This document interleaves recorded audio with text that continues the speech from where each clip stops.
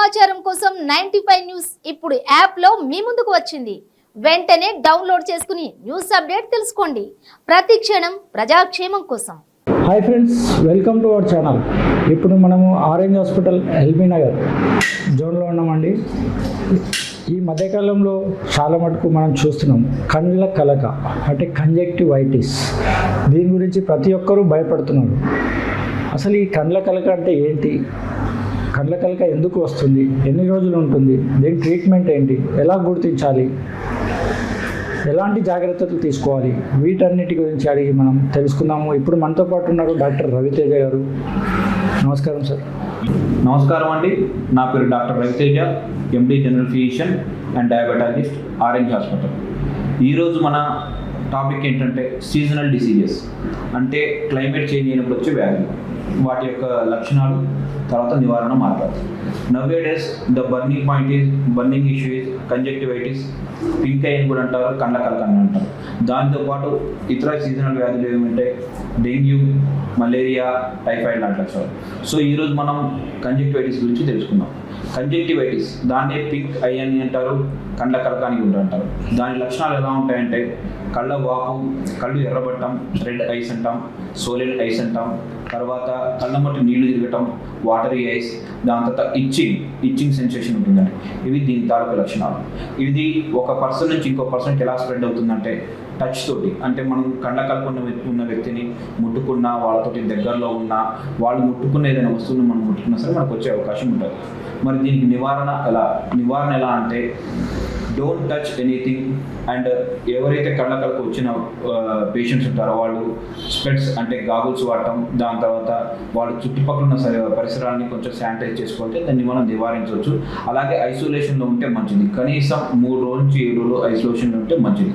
దాని తర్వాత ట్రీట్మెంట్, దీనికి ఎలా పడితే అలా ఐ డ్రాప్స్ వాడకుండా మీకు తెలిసిన డాక్టర్ని కానీ, లేకపోతే ఆఫ్థాల్మాలజిస్ట్ని కానీ, జనరల్ ఫిజిషియన్ కానీ మీరు కన్సల్ట్ అవ్వగలిగితే వాళ్ళు దానికి కావాల్సిన ట్రీట్మెంట్ సరైన పద్ధతిలో చేసి దాన్ని తగ్గించే అవకాశం ఉంది. డాక్టర్ గారు, కండ్ల కలక గురించి చాలా బాగా చెప్పారు మీరు. కాకపోతే కొన్ని డౌట్స్ ఉంటాయి చాలామందికి. అంటే ఇప్పుడు కళ్ళ కలక వస్తే రెడ్నెస్ అవుతుంది, ప్రతి రెడ్ అయ్యి అంటే నిద్రపోయి లేచినా కూడా, ఒకసేపు బయట తిరిగినా కూడా కొంతమందికి చిన్న చిన్నగా రెడ్ అవుతుంటాయి ఐస్. అవన్నీ టెంపరీ. అయితే ప్రతి ఒక్క రెడ్ అయ్యి కళ్ళ కలక మనం చూడొచ్చా కంజక్టివైటిస్ లాగా?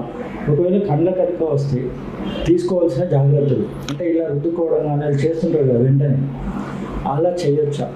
మంచి క్వశ్చన్ అడిగారండి. దీంట్లో ఏంటంటే ప్రతి రెడ్ ఐ కండ్ల కలక కాదండి. రెడ్ ఐస్తో పాటు ఇతర లక్షణాలు లైక్ పెయిన్ అంటే నొప్పి ఉండటం, ఇచ్చింగ్ అంటే మనకు కొంచెం దురద పెట్టడం, ఇలాంటి లక్షణాలు ఉండి దాంతోపాటు కొంతమందికి ఫీవర్ కూడా ఉండే అవకాశం ఉంటుంది. దాంతోపాటు ఎక్కువ నీరు కారే అవకాశం ఉంటుంది. అలాంటప్పుడు అంటే రెడ్ ఐస్తో పాటు మిగతా లక్షణాలు ఉంటే దాన్ని అప్పుడు మనం కండ్ల కలకలాగా పరిగణించవచ్చు. అలాగే మీరు ఇంకో క్వశ్చన్ అడిగారు, తగు జాగ్రత్తలు ఇంకేమైనా తీసుకోవాలండి.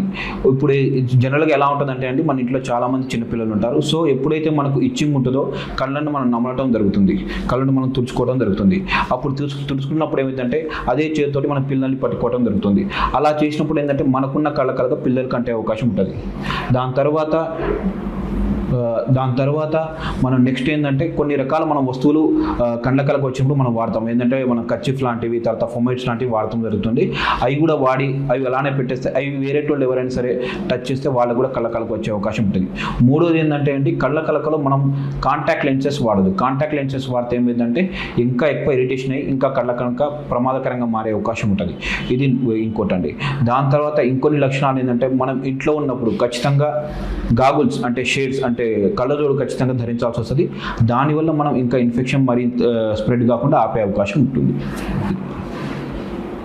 డాక్టర్ గారు, ఇంకో ప్రశ్న, మనం ఒకవేళ కండ్ల కలక వచ్చిందనుకోండి, చాలామంది జాబ్స్ చేస్తుంటారు, ఆ డ్యూటీలకి ఎన్ని రోజుల్లో అటెండ్ కావచ్చు? అంటే ఇంట్లో ఎన్ని రోజులు రెస్ట్ తీసుకోవాల్సి వస్తుంది కండ్ల కలక వస్తే? జనరల్గా ఎమర్జెన్సీ డ్యూటీకి వెళ్ళాల్సి వస్తే మనకి ఎటువంటి జాగ్రత్తలు తీసుకోవాలి? మీరు చెప్పారు కదా, గాగుల్స్, కొంతమంది నల్ల గ్లాసెస్ పెట్టుకుంటారు, అవి పెట్టుకొని అటెండ్ కావచ్చు ఆ డ్యూటీస్కి.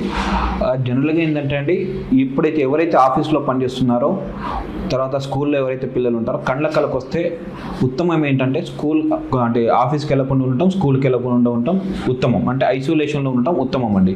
లేదు తప్పని పరిస్థితుల్లో వెళ్ళాల్సి వస్తుందంటే అప్పుడు అక్కడికి వెళ్ళిన తర్వాత కూడా చాలా వరకు మన పని మనం ఐసోలేషన్లో చేసుకుంటే మంచిదండి. సపరేట్గా పని చేసుకోవటం, మీరు చెప్పినట్టు స్పెట్స్ అంటే మనం కళ్ళజోడు వాడటం, తర్వాత అన్ని రకాల వస్తువులు ముట్టుకోకుండా కేవలం మనకు సంబంధించిన వస్తువులు ముట్టుకొని ఆ ఏరియాని కూడా శానిటైజ్ చేసుకుంటే మనం ఇతరులకు వ్యాపించకుండా చేయొచ్చండి.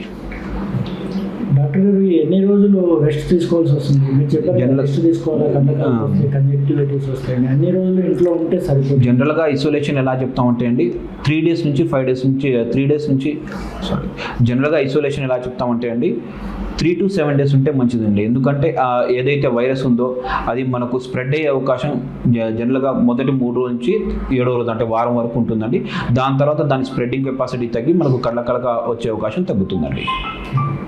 సరే, కళ్ళకలగా వచ్చినప్పుడు మనం ఏదైనా యాంటీబయాటిక్స్ తీసుకోవాల్సి వస్తుందా? మన కంటికి జెంటామైసిన్, నియోమైసిన్ ఇవన్నీ ఉంటాయి కదా, ఎరిథ్రోమైసిన్, అలాంటి డ్రాప్స్ వితౌట్ డాక్టర్ ప్రిస్క్రిప్షన్ వాడొచ్చా? యాక్చువల్లీ ఇప్పుడు సొసైటీలో ఉన్న ప్రాబ్లం ఏంటంటే అండి కళ్ళకలగా రాగానే ఏదో ఒక ఐ డ్రాప్ వాడటం చేస్తున్నారు. ఇది మంచి విషయం కాదండి. మన బాడీ పొజిషన్ని బట్టి, మన బాడీ పరిస్థితిని బట్టి మనం ఒక డాక్టర్ని కన్సల్ట్ అయితే మన బాడీకి తగ్గట్టు చాలా రకాల యాంటీబయాటిక్స్ డ్రాప్స్ ఉన్నాయండి ఈరోజు మార్కెట్లో. మన బాడీకి తగ్గట్టు మనకు అవసరమైన రీతిలో మనకు అవసరమైన డోస్లో వాళ్ళు సజెస్ట్ చేయడం జరుగుతుందండి. దాన్ని బట్టి వాడుకుంటే మంచిదండి. ఇది ప్రతి ఒక్కరికి ఒకటే ట్రీట్మెంట్ ఉంటుందని ఏం లేదండి. బాడీ పరిస్థితిని బట్టి అవసరమైన డ్రాప్ని నిర్ణయించి ఆ అవసరమైన డ్రాప్కి తగు రీతిలో వాడటం జరిగితే మంచిదండి. కన్సల్టేషన్ తీసుకుంటే చాలా మంచిది. డాక్టర్ గారు ఈ కళ్ళకలకి ఏదైనా అంటే చాలామంది పల్లెటూరులో ఉంటారు, వాళ్ళకి అందుబాటులో ఉండకపోవచ్చు ఈ ఆప్థమాలజిస్ట్ కానీ జనరల్ ఫిజిషియన్స్ కానీ. అటువంటి వాళ్ళు ఇమ్మీడియట్గా అంటే ఫస్ట్ ఎయిడ్ ప్రకారం ఎటువంటి మెడిసిన్ తీసుకుంటే మంచిది? జనరల్గా అంటే ఈ కళ్ళకలక ఏంటంటే ట్రీట్మెంట్ చేసినా చేయకపోయినా కళ్ళకలక వారం రోజులు తగ్గిపోతుందండి. కాకపోతే ఏవైతే ఇచ్చింగ్ ఉంటుందో, ఏదైతే రెడ్నెస్ ఉంటుందో అది తగ్గడానికి కొన్ని రకాల జనరల్ డ్రాప్స్ దొరుకుతాయండి మనకు. వాటిని రిఫ్రెష్డ్ ఇయర్స్ అని అంటారు. వీటిలో యాంటీబయాటిక్ ఏమి ఉండదు, జస్ట్ మన కళ్ళల్లో కొంచెం ఏదైనా ఇరిటేషన్ లాంటిది ఉంటే తగ్గిస్తుందండి. దాంతోపాటు కొన్ని రకాల యాంటీహిస్టమిన్స్ ఉన్నాయండి, ఆ యాంటీహిస్టమిన్స్ మందులు వాడితే సరిపోతుందండి. దాని తర్వాత యాంటీబయాటిక్ డ్రాప్స్ వాడాల్సి వస్తే దయచేసి డాక్టర్ని కన్సల్ట్ చేసిన తర్వాత మాత్రమే తీసుకుంటే మంచిదండి. చాలా బాగా చెప్పారండి. చూశారు కదండి డాక్టర్ గారు, డాక్టర్ రవితేజ మనకి కళ్ళకలక గురించి చాలా బాగా వివరించారు. ఎటువంటి అంటే ఈ కాలంలో వచ్చే ప్రతి రెండే కళ్ళకలక కాదని చెప్తున్నారు. ఒకవేళ అలా ఇరిటేషన్ కానీ ఏమైనా ఇచ్చింగ్ కానీ కళ్ళులో వస్తే మీరు దగ్గరలో ఉన్న డాక్టర్కి సంప్రదించండి. ఒకవేళ డాక్టర్ గారు అవైలబుల్ లేదంటే చిన్న చిన్న పల్లెటూరులో మనకి ఆప్థమాలజిస్టులు అందరూ దొరకరు, అవైలబుల్ లేనప్పుడు ఒక రిఫ్రెషింగ్ ఐ డ్రాప్స్ గురించి చెప్పారు. అలాంటివి వాడి తర్వాత ఏమో ఎక్కువ మనకి ఇరిటేషన్ కానీ అనిపిస్తే కంపల్సరీ డాక్టర్ని మీరు సంప్రదించాల్సిందిగా కోరుతున్నాను. Thank you.